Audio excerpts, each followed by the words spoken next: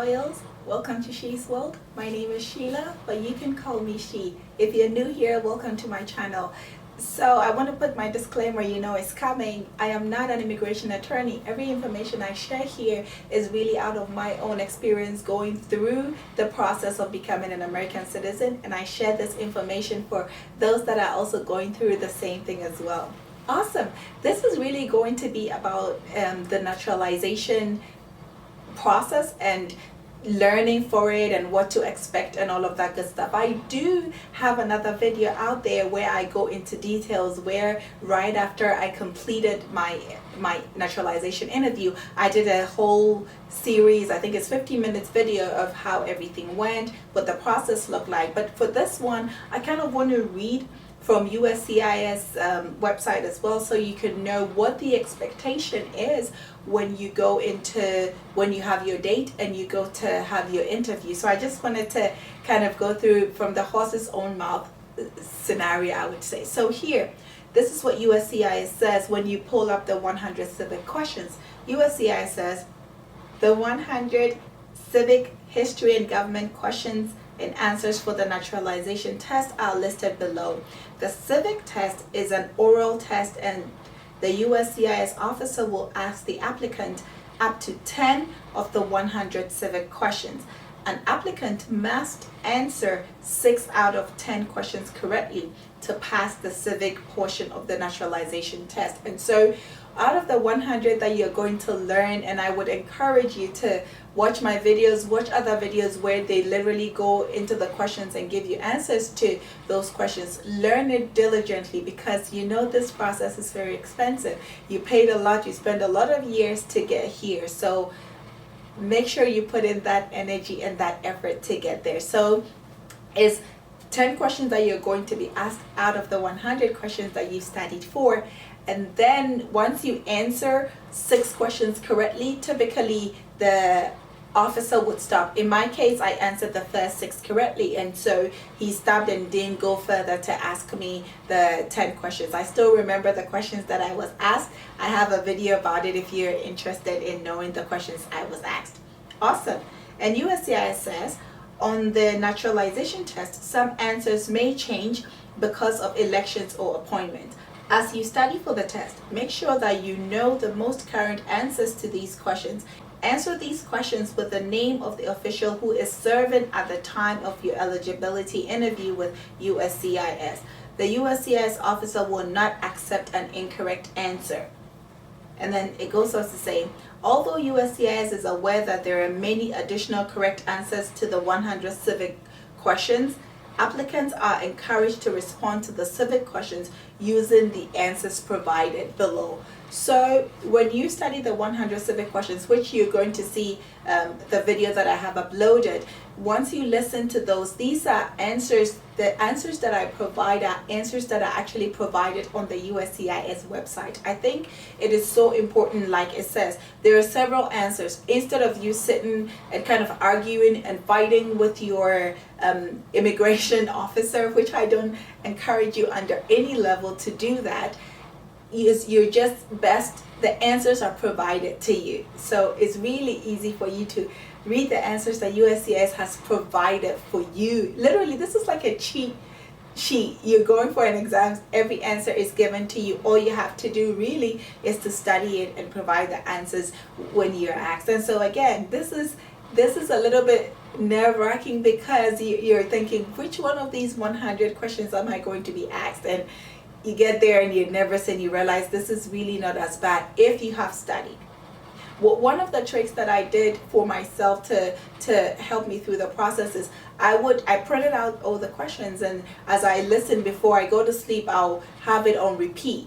And so I would just listen to the videos and listen to the videos to help me kind of understand and remember it. And then when I listen to the videos, I'll pause it and I'll answer, and I'll see if I'm doing it the right way. I also printed the questions out from USCIS website, and then I had it where my husband will ask me. So if in the middle of our conversation, whatever we are doing, he'll ask me, who is the president of the United States? If the president and the vice president is not there, who becomes the president, the Speaker of the House. So all these little tricks help me through the process, and I will really encourage you that you use these tricks to be able to remember them, and the ones that bother you the most, write them down. I think for me it's extremely helpful if I'm able to write things down, especially things that I do not remember.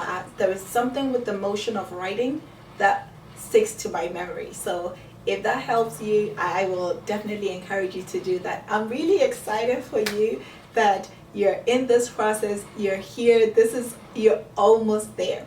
Now I will say this, the N400 form that we fill out from the portion, the let me be sure, I'm looking at the N400 form right now. So literally from part 12 all the way through, I think from question 1, literally they're going to ask you all of part 12 again. When you go in, you're going to stand up and swear to tell the truth and nothing but the truth. And so once you answer the civic questions, the immigration officer, again, at the time that I went, the immigration officer would ask you from question 1 through 50. The part 12 is, do you support the Constitution of the government of the United States? These are some of the questions. Do you understand the full oath of allegiance? Are you willing to take the full oath of allegiance? And then most of the questions in that part 12 is, have you ever deserted the US Armed Forces? Have you ever? So those questions that you answer on the form for part 12, each and every one of them you're going to be asked again. So make sure that the answers you're given obviously is consistent. If something has changed, make sure you're bringing those documentations to your interview to provide to the officer if something has changed and you do want to go ahead and let them know or inform them about that. Now, there is an interesting part. When he finished asking me from 45 to 46, which is about the oath of allegiance, do you support the Constitution? Do you understand the oath of allegiance? If the law requires, are you willing to perform non-combative services? If the law requires, are you willing to perform work for the national importance? And are you willing to take the oath of allegiance for the United States? When this part was done, and I'm saying it fast because this is in your N400 form. If you're not sure what I'm talking about, go back to your form, look at part 12, question 45 to 50. That's the questions that I'm referring to.